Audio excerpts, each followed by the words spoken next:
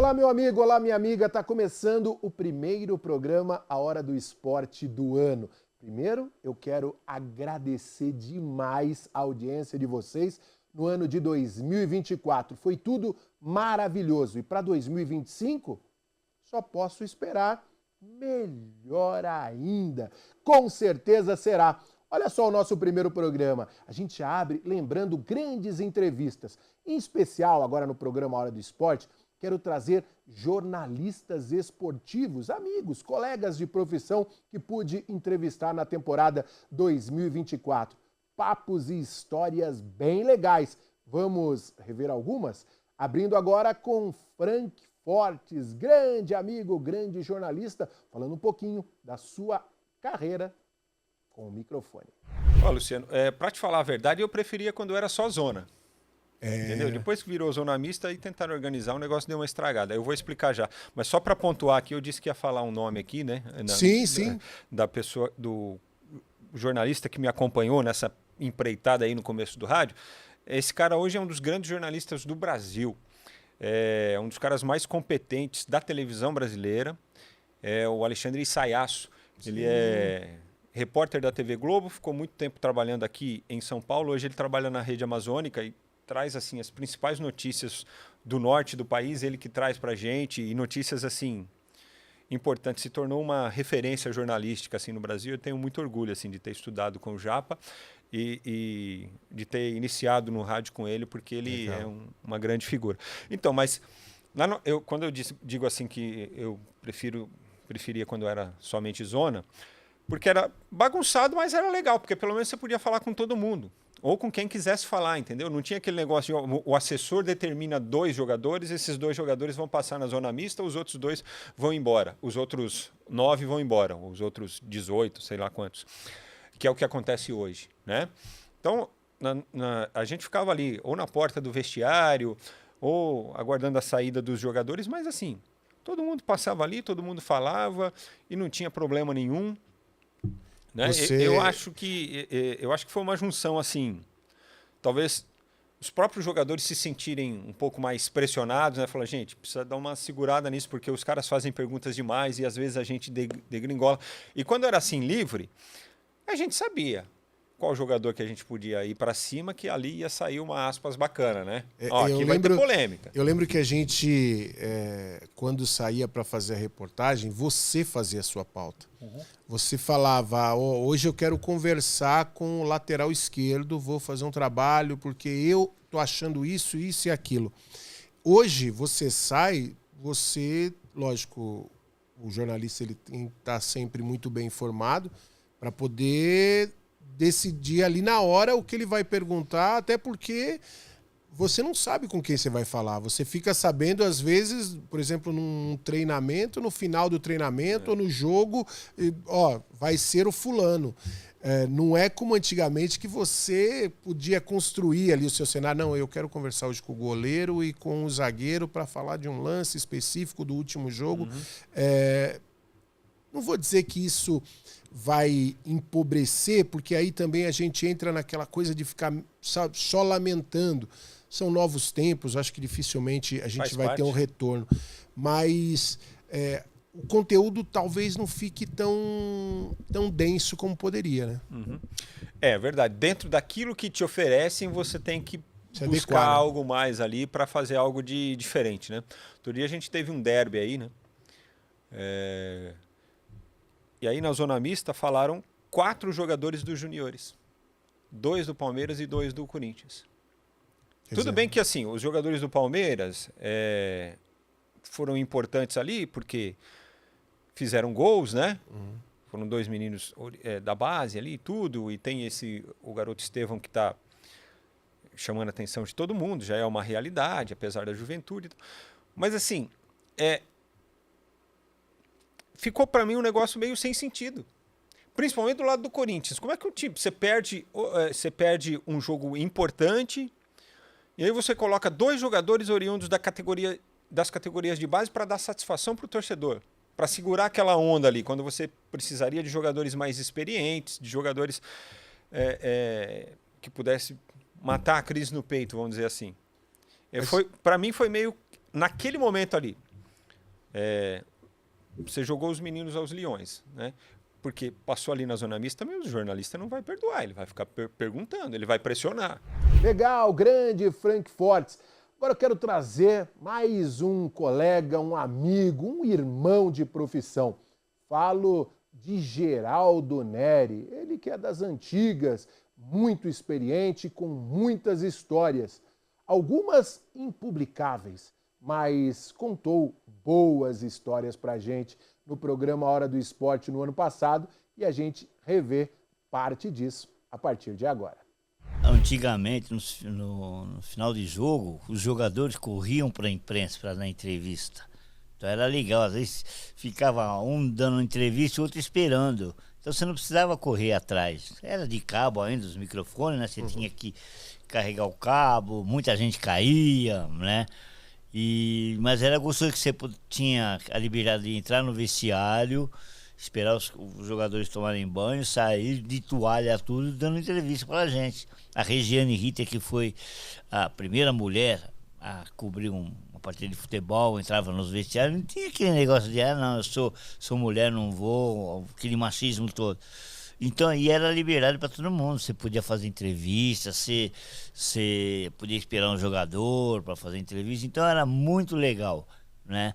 E hoje já não. Hoje você tem que pegar um jogador na sala mista, fazer se você perguntar uma coisa, interessar para ele, ele fala. Se não interessar, o assessor de imprensa dele vem falando, não, faz essa pergunta. Então, eles querem editar, sabe? E ficou ruim. Hoje não tem mais pra gente assistir treino. Acho que o Corinthians está liberando agora, né? Mas o São Paulo não tem, o Palmeiras não tem mais. Então você perde aquela liberdade e amizade que você tem com os jogadores. Eu fui assessor de imprensa do Magrão, do Claudecir, do Adãozinho, né? Então a gente tinha uma amizade bem próxima mesmo, né? E está acabando isso. Porque você não se aproxima mais do jogador. Por que você acha que se dá essa transformação? Um excesso de exposição? Porque da mesma maneira que a gente diz o seguinte, antigamente a exposição era maior, porque os jogadores falavam mais, você tinha mais acesso, mas hoje você tem acesso a informações que antigamente jamais você teria, porque, por exemplo, hoje você conhece os filhos dos atletas, porque você vê através das redes sociais, eles em momentos, você vê a casa dos jogadores, você vê para onde eles estão viajando, que era coisa que os repórteres não tinham nenhum acesso antigamente.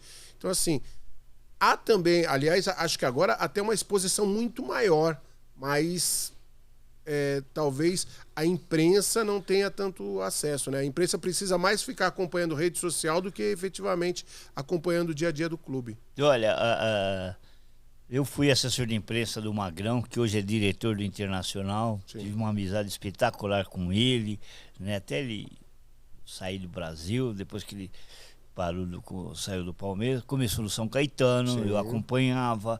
Depois tive com o Alex Alves, que jogou na Portuguesa, jogou no Juventus, hoje ele é treinador de futebol. Botafogo, né? Ele foi bem. Do Botafogo, do Cruzeiro, foi campeão brasileiro pelo Cruzeiro. Então, um parceiraço, um amigão, né? A gente ainda continua mantendo contato. E era gostoso você, porque é a tal coisa, você não fazia contrato, era verbal o negócio. Uhum. Você tinha que ser... no fio do bigode, que o pessoal gosta de falar. Fiel, porque tem gente que o jogador também é ser humano, não faz coisa errada, faz uma coisa errada, o cara já vai publicar e não é por aí. Você tem que ser fiel, você tem que ser leal, né, ao jogador.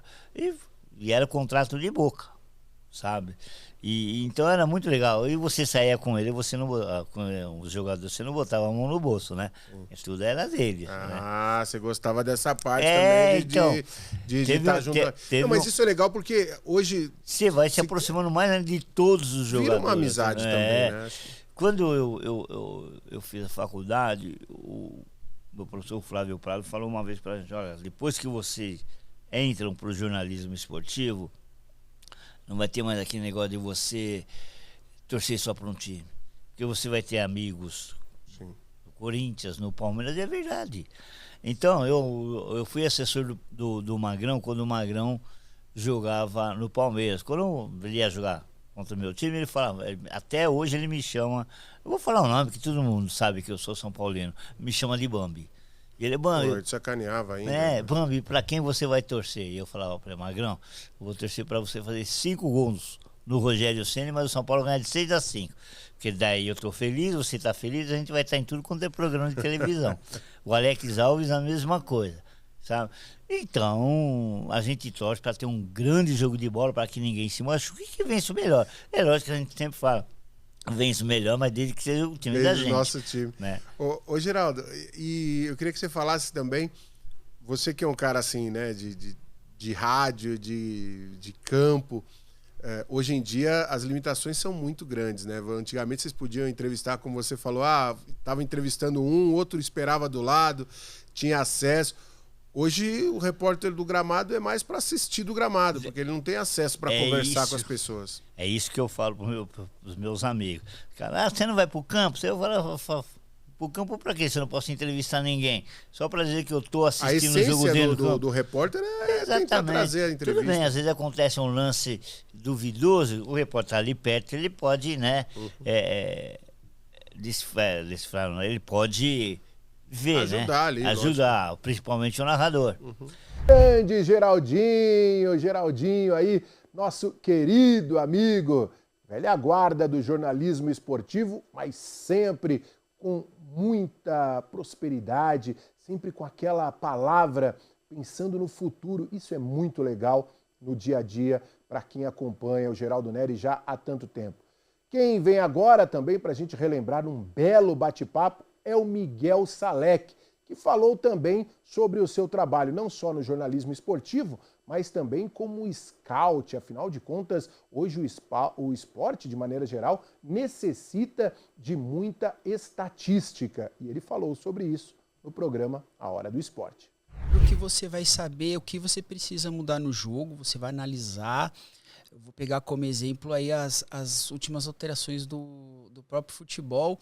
O número de impedimentos com o VAR está subindo bastante. E o próprio Arsène Wenger, que para mim é um cara que mudou o futebol, principalmente na Europa, ele fez uma proposta de alteração do impedimento, acho que até 30 centímetros, né?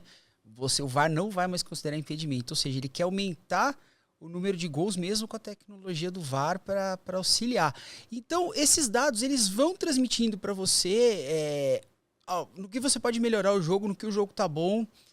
Vamos lembrar, o primeiro dado que eu me lembro, Luciano, no futebol, a gente sempre falava, a FIFA fala que tem que ter 60 minutos de bola rolando. Isso é desde os anos 90, né? Isso foi chegar muito tarde no Brasil para nós. E aí, esse foi o primeiro dado estatístico. Aí havia sempre essa comparação, as telinhas da televisão. E a gente lembra da posse de bola. Posse de bola foi a primeira estatística também. A quantidade de acerto de passes veio depois. E tudo isso os treinadores passaram, acho principalmente na década de 10, né? Ela foi impulsionada antes da Copa e priorizada depois da Copa do Mundo, né? Porque o Brasil precisou ter esse choque. O principal legado do futebol brasileiro foram os analistas de desempenho que começaram a melhorar o jogo. E os treinadores que vieram depois, na nova geração da base e até pro profissional, usam e abusam desses dados, o que é muito importante. Eu acho sensacional. Vou te dar um exemplo do atual treinador, do atual campeão brasileiro, Palmeiras. Eu li o livro do Abel Ferreira de cabo a rabo, né? Aliás, maravilhoso. Sim. E ele fala, ele disseca em números como que é a campanha que você precisa para vencer. Ele fala o número de escanteios que seu time tem que ceder, a porcentagem que seu time tem que ter de vitórias em casa, contra os 10 primeiros, contra os 9 últimos, os 9 primeiros, os 10 últimos do campeonato, quantos gols você tem que fazer, aproveitamento de oportunidades. Então, ele baseia a campanha, ele baseia como ele vai chegar no campeonato na frente em cima desses números. Em 2021, ele não conseguiu. Mas em 2022 ele conseguiu, isso conseguiu com sobras, ou seja, então o método científico dele de trabalho, né, que só veio chegar no Brasil recentemente, mas em Portugal é muito usado desde o começo dos anos 2000, lá na Escola do Porto, foi provado e foi comprovado com o título. Não, e hoje a a parte de estatística dentro das equipes é algo absolutamente normal, não é mais um diferencial. Lógico que, como tudo, vou ter grandes profissionais, profissionais médios, profissionais não tão capacitados, mas assim como uma equipe precisa ter um preparador físico, precisa ter um preparador de goleiro, ela precisa ter um analista de desempenho.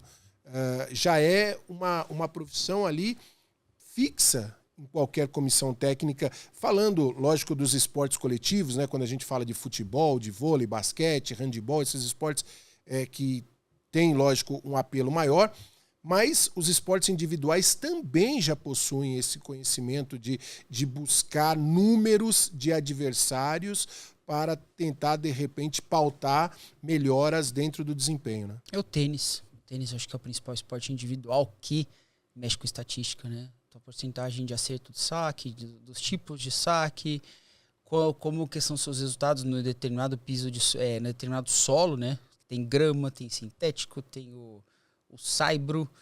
Vamos pegar um exemplo, o Gustavo Kirten foi um grande vencedor no saibro, né? Embora na quadra rápida ele também teve grandes resultados, na grama ele não conseguiu. O Brasil chegou a uma semifinal de Copa Davis sempre jogando no saibro e não jogou na quadra rápida. O que ele com a Austrália fez quando o Brasil chegou na semifinal? Vou jogar na grama. Quebrou o Brasil. Sim. Isso é uma estatística interessante. Então eu vou mandar meus jogos na grama e quebrou a melhor campanha do Brasil no tênis na história. Então, são esses pequenos dados também que são estatísticos que a gente não conseguia ver e hoje você consegue entender. Quem entendeu antes saiu na frente.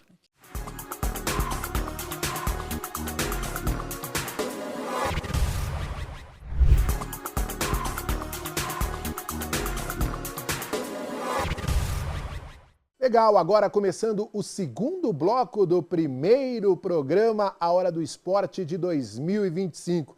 Vamos receber agora Arthur Eugênio Matias, presidente da ACEISP, presidente da Abrace. Aliás, quero deixar um grande abraço ao Arthur Eugênio, meu companheiro de ACEISP, né? Eu já há 8 anos como vice-presidente da Associação dos Cronistas Esportivos do Interior do Estado de São Paulo. Tenho o prazer de ter esse amigo, esse grande profissional como presidente, sempre ali a gente buscando no dia a dia melhorias para todos os jornalistas. Bem, o Arthur veio aqui, conversou com a gente, falou sobre a sua história, sobre causos deste jornalismo esportivo. E a gente coloca na tela agora para vocês. Eu fui setorista de clube, eu acompanhei o Guarani por 6, 7 anos como setorista de rádio e de jornal. Sim. Você participava, você viu o coletivo. Sim. Eu que era ligado ao Guarani, dava palpite pro treinador. Que aí, vai escalar esse lateral direito aí, tem outro melhor. Havia essa interação. O profissional da imprensa, muitas vezes, ajudava o jogador. Olha, você não está indo bem aqui. Você Sim, acabava dando um apoio era pro profissional. Uma relação mais próxima. E era positivo esse forma de atuar também para o jogador. E hoje não. O jogador é tutelado de uma maneira que quando ele tem dificuldade, ele não consegue sair dessa dificuldade. Eu até recebi esses dias o jornalista Fred Júnior, que estava na Jovem Pan, agora está na Rádio Craque Neto, e ele falava o seguinte, que não tem mais que usar a expressão assessor de imprensa. Tem que falar assessor só, porque eles não assessoram a imprensa. Eles assessoram muitas vezes nós temos o desassessor de imprensa. Ele mais prejudica, ele mais bloqueia o trabalho da imprensa do que... E sem perceber que ao bloquear a imagem do clube Sim. e a imagem do jogador, essas imagens podem estar sendo prejudicadas. Nós temos clubes aqui no interior que alguns assessores de imprensa que podem usar o espaço para divulgar o clube e o patrimônio do clube, que hoje o jogador é um ativo efetivo, ele faz o serviço justamente o contrário. O Arthur, não tem uma duplicidade assim do que acontece hoje? Porque através das redes sociais, você teoricamente, você vive a vida do jogador. Antigamente você não sabia se o jogador era casado ou não, Você não sabia se ele tinha filho ou não. Hoje não. Hoje você sabe onde ele passa férias, quantos filhos ele tem. Hoje você sabe se a mulher... É diferente. Só que por outro Hoje lado... Hoje você sabe, acompanhando... Rede social. Rede social, o que ele quer que você saiba dele. Sim. É diferente. Mas, por outro lado, você não conhece ele. Você não consegue conversar com a pessoa. É tudo uma superficialidade. Sim. Mídia social, Facebook, Instagram, isso daí é um pano de fundo para falsidade. Sim. O jogador, quem tem a exposição pública, coloca na mídia social o que ele quer que alguém veja. E a gente tem acompanhado muitos jogadores vivendo em função da rede social e deixando de jogar e apresentando algo que ele não é. O que me incomoda muito é assim, quando eu vejo, às vezes, alguns programas, e lógico que não vou mencionar nomes, mas que o programa é pautado pela rede social. Ele fala assim, não, porque também tem muito jornalista cômodo. Exatamente, porque aí ele fala assim, porque o fulano, esse final de semana, ele foi pro parque não sei o que lá. Isso eu não quero saber disso. Eu quero saber se ele tá bem, se ele tá jogando, se ele tá treinando, se ele vai jogar no próximo jogo. E o torcedor também, só que parece que a informação ela dá uma mudança, né? Um outro tema que eu queria bater um papo contigo, muito se fala sobre direitos de rádio. Isso pro Brasil, a gente está falando com vários estados acompanhando a gente nesse momento. É um embriãozinho aí que volta e meia o pessoal questiona. Como abrace? Como é que você viu isso e como é que você está chegando a esse ponto? No ano passado, nós estamos em 2014, em 2013 houve uma movimentação muito grande e perigosa através do Paraná, de uma ação do Atlético Paranaense em relação a uma emissora local de Curitiba. Se eu não estiver enganado, é a Rádio Transamérica. Sim. Além disso, dentro do Congresso Nacional, um deputado chamado Felipe Carreiras, que é de Pernambuco, e que sempre gosta de tirar algum tipo de proveito, nessa Olimpíada mesmo, ele tentou tirar algum proveito.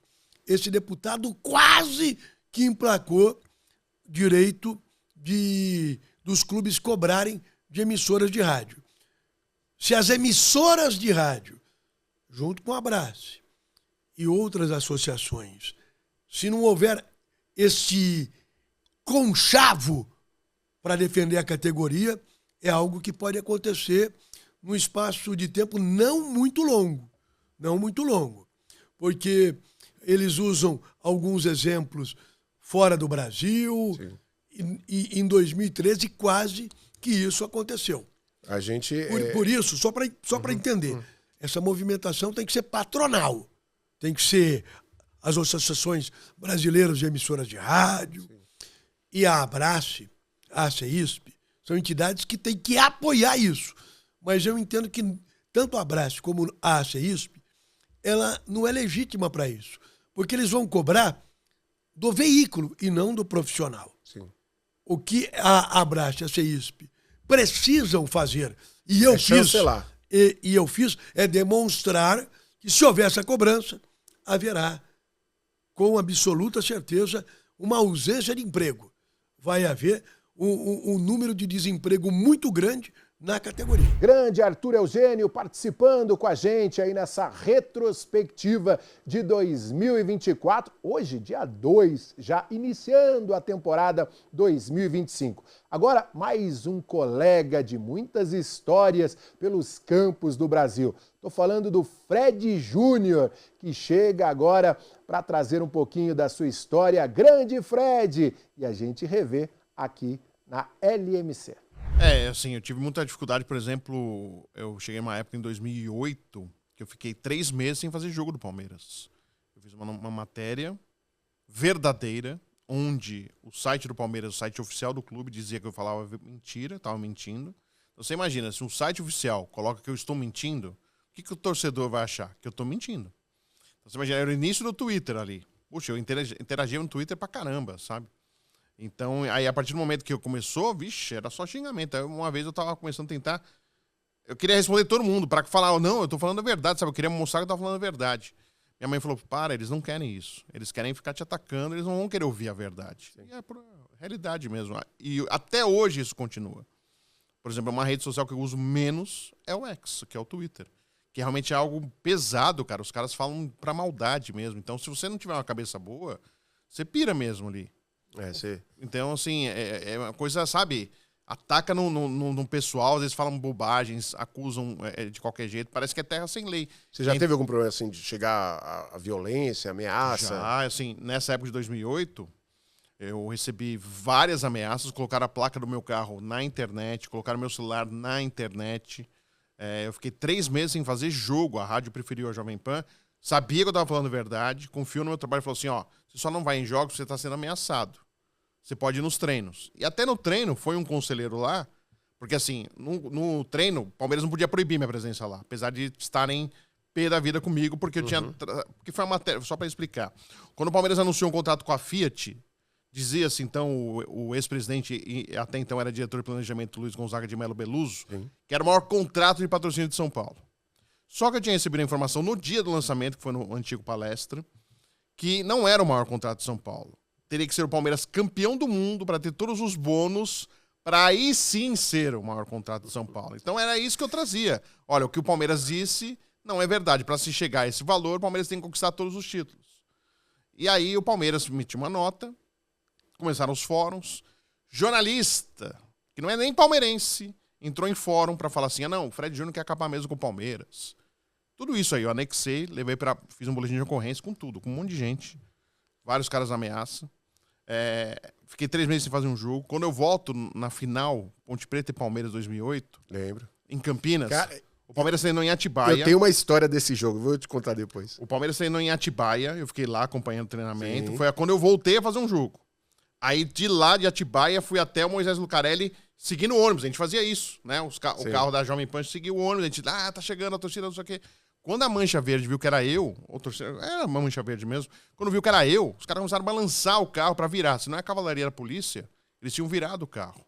Você vê a pressão que ainda existia, a dimensão do negócio. E aí, depois de um tempo, eu tava de férias, chegou um envelope na rádio, me ligaram, falou, Fred, tem um envelope pra você sem identificação urgente. Quando eu vi, era o contrato todo do Palmeiras com a Fiat. Aí eu com o Nilton Travesso, grande homem da televisão brasileira, com o início da Jovem Pan Online, fizemos a matéria. Tá aqui, o que eu falava tá aqui, provei o contrato. Aí os caras, em vez de pedir desculpa pra mim, temos que tirar esse Fred Júnior. Ele teve acesso ao contrato, isso é proibido. Ou seja, em vez de reconhecer que eu tava falando a verdade, tentaram procurar uma outra coisa pra falar que ainda... Você processou o Palmeiras? Palmeiras não, eu fiz BO contra algumas ameaças mais fortes, tive ligações de ameaça, tive ameaça em rede social, tive... ameaça pessoal. Teve um conselheiro, foi lá, eu tinha avisado o Luxemburgo, já sabia que um conselheiro ia lá para me provocar, porque se eu agredisse um conselheiro, eu seria proibido de entrar na academia de futebol. Até então eles não podiam me proibir, porque é o acesso à informação. Sim. Né? Já que tem gente lá dentro, você também pode estar lá dentro. Sim. Agora, hoje não tem ninguém lá dentro, então ninguém pode entrar. E aí, quando eu entrei, o cara tava lá já. Aí, o cara começou a me provocar, falou um monte de besteira. Eu falei, dá licença que eu quero só passar. Quando eu fiz o dá licença, só encostei pra sair, ele caiu no chão falando que eu agredi ele. Aí o Luxemburgo parou o treino, mandou o cara embora, porque o Luxemburgo sabia que ia ter esse cara, eu já tinha avisado o Vanderlei. Saiu o cara e não conseguiram me expulsar. Aí eu chamei a polícia veio. O Savério, que é candidato à presidência, era diretor de futebol, o Genaro Marino, Toninho Cecília era o gerente. Então, essa época aí, uma época pesada. Os caras, o negócio foi dócil. Para fechar o nosso primeiro programa de 2025, eu trago mais um colega, mais um grande amigo que a vida deu, que o campo me deu, afinal de contas, muitos anos dentro desse jornalismo esportivo, colecionando amigos. Estou falando do Anderson Sheine, jornalista com passagem por Rádio Globo, grandes veículos de comunicação e hoje é a voz oficial do Allianz Parque. Grande Sheine, conta alguns casos pra gente e a gente revê a partir de agora. Meu pai já se foi, meu pai era corintiano. O primeiro jogo de botão que eu ganhei foi do Corinthians. Ele tentou. Tentou, e eu morava na Vila Sônia, perto do Morumbi. Então era um programa de família, às vezes, não sempre, mas eu, minha mãe, minhas irmãs, ir pro Morumbi, ver jogo do Corinthians. Eu lembro que eu falava para ele, para quem é aquele cabeça branca? Aquele é o Birubiru. Legal, Birubiru. Só que aí, intuitivamente, quando ele me dá aquele botão, o estrelão é onde você coloca para jogar. Eu não tinha. A família era Sim. bem pobre. Colocava no chão e riscava com giz. Ali eu comecei a pegar número, colocar, pegava um caderno, como que é a escalação do Corinthians, como que é. Ali eu comecei, como a maioria dos comunicadores fizeram. Aí me chega o lado da minha mãe, que eu descubro que é italiano. Eu sou neto de italiano. Aí eu falo, pô, legal. Aí eu estou nos grandes momentos do esporte e da cultura, uma das 200 mil reinaugurações do Pacaembu. O Palmeiras me consegue um empate milagroso contra o Santos, aquela camisa verde bonita. Falei, você é palmeirense. Aí já começa a dificuldade, porque o Palmeiras não ganhava nada.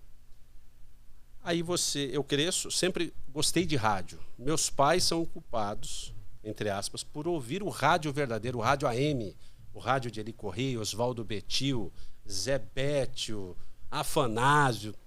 Eu ouvia demais, gostava demais. Falei, pô, legal isso. Eu morei no interior e morei na capital um bom tempo e sou de São Bernardo, mas só nasci em São Bernardo. Um dia, essa história é muito louca. Meu pai era porteiro, minha mãe costureira. E meu pai às vezes me levava para o trabalho. Aí eu passava em frente a um portão grande, cara. Falei, pai, o que é isso aqui? Aqui é a Rádio Globo e Rádio Excelsior. Meu pai era porteiro na Rua das Palmeiras. Sim, aqui. E o seu Afanásio, que era um canhão de audiência, um repórter policial, estilo Gil Gomes, na mesma época, ele tinha um apartamento nesse prédio. Afanásio Jazade. Afanásio Jazade. Que depois virou meu amigo. O tempo é muito louco. O Eli Correia virou meu amigo. Eu trabalhei com esses caras que eu ouvia quando era criança. Aí eu falei, pô, que legal, né? Pô, rádio. Aí comecei a acompanhar rádio. Então eu gostava de acompanhar política, votação. Eu lembro da eleição de 85 em São Paulo, que o Fernando Henrique chegou na cadeira. Eu tinha 10 anos e o Jânio ganhou. Maluca essa criança, né? Começando a acompanhar futebol. Não façam isso. Falava que ia para casa da minha avó, morava já na Zona Sul, no Morumbi. E minha avó sempre morou na Rua Frei Caneca, pertinho do Pacaembu. E eu falava que ia para minha avó e não ia para minha avó. Ia para o Pacaembu. Ia para o Pacaembu ou ia para o Morumbi e entrava. Porque naquela época a criançada não pagava. Você tinha que entrar com um adulto. Olha o risco. Mas era tudo... Ia ver jogo. E um dia eu entro no Pacaembu todo amarelo. Imagina um jogo. O jogo era Corinthians e Portuguesa. E você entra no Pacaembu todo amarelo. O que está acontecendo? Aí você vê a força do rádio. O Osmar Santos tinha saído da Globo e ido para a Record, a Rádio Record. E a grande patrocinadora da Rádio Record era a Rayovac, as amarelinhas. É verdade. E quem fosse de amarelo pagava 50% no ingresso, alguma coisa, alguma promoção, ou se levasse pilha. Aí você vai no estádio, todo amarelo. E eu fui, Cláudio Adão deitou e rolou, o Corinthians perdeu de 4-1, 4-2. Aí eu já senti que eu ia ser palmeirense, que eu gostei daquele resultado. Legal, tá aí a palavra de Anderson Chene e a gente encerra a nossa retrospectiva 2024 com jornalistas esportivos, abrindo a temporada 2025. A partir da semana que vem, programas inéditos para vocês, amigos que nos brindam diariamente com a audiência aqui na LMC. Agradeço demais o seu carinho, o seu respeito pelo trabalho com toda a equipe aqui do programa A Hora do Esporte. Que 2025 seja repleto de realizações para todos vocês e que a gente possa seguir contando boas histórias com personagens do esporte. Grande abraço a todos, até semana que vem. Valeu, galera. Valeu, Brasil.